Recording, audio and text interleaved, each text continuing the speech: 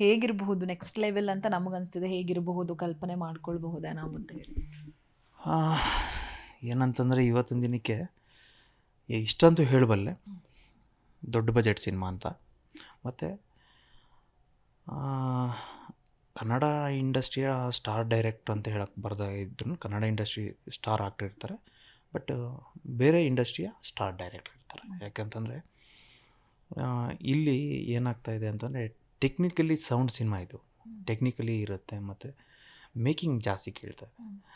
ಅಂಥ ಪರಿಸ್ಥಿತಿನಲ್ಲಿ ನಮಗೆ ಇಲ್ಲಿ ಇವತ್ತೊಂದು ದಿನಕ್ಕೆ ಇನ್ವೆಂಟ್ರೀಸ್ ಇಲ್ಲ ನಮಗೆ ಆ ಮಟ್ಟಕ್ಕೆ ನಾವು ಶೂಟ್ ಮಾಡಬೇಕಾದಾಗ.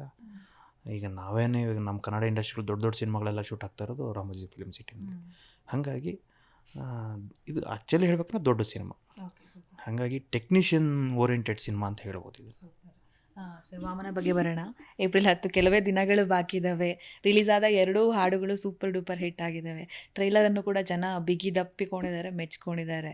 ಸೊ ಇದೆಲ್ಲವನ್ನು ನೋಡಿದಂಥ ಸಂದರ್ಭದಲ್ಲಿ ಮೊದಲ ಸಿನಿಮಾದಲ್ಲೇ ಇಷ್ಟೆಲ್ಲ ಅಪ್ಪುಗೆ ಸಿಕ್ಕಿದೆ ಅಂದಾಗ ಖುಷಿ ಇದೆ. ಇನ್ನೇನಪ್ಪ ಅಂದರೆ ಬಿಗ್ ಸ್ಕ್ರೀನ್ ಮೇಲೆ ಜನ ನೋಡಿ ಅದನ್ನು ಎಂಜಾಯ್ ಮಾಡಿ ನೀವು ಹಾಕಿದ ಬಂಡವಾಳ ಡಬಲ್ ಆಗಬೇಕಷ್ಟೆ.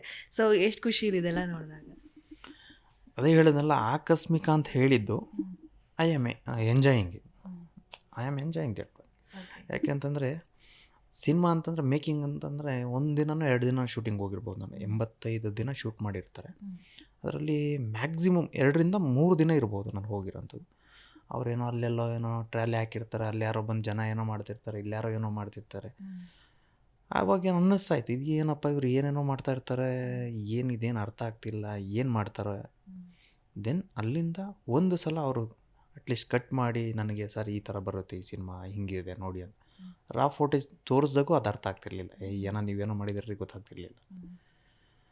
ಅಲ್ಲಿಂದ ಯಾವಾಗ ಎಡಿಟಿಂಗು ಮತ್ತು ಏನು ಮ್ಯೂಸಿಕ್ ಡೈರೆಕ್ಟ್ರ್ ಜೊತೆ ಕೂತ್ವಿ, ಆವಾಗ ಸಿನಿಮಾ ಏನು ಅಂತ ಅರ್ಥ ಆಯಿತು.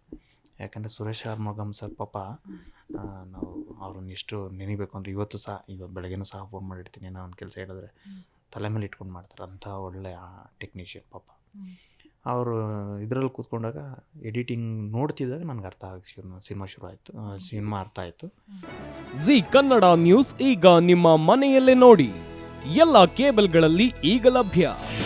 ನಿಮ್ಮ ನೆಚ್ಚಿನ ಜಿ ಕನ್ನಡ ನ್ಯೂಸ್ ಈಗ ಸನ್ ಡೈರೆಕ್ಟ್ ನಲ್ಲಿ number 292, Tata play number 1664, Jio TV number 1334, NXT digital number 30, N cable number 30, city networks 51, U digital number 162, GTPL number 17, Rockline telecommunications number 42, Shri Basaveshwara cable number 168, rural cable network 60, Vinayaka digital 57, Abhishek cable 821, city channel 53, Siddeshwara cable network 57, V4 digital Infotech 628, ಸೂರ್ಯ digital networks 53, Gajanan digital number 836, Malnad Infotech Private Limited number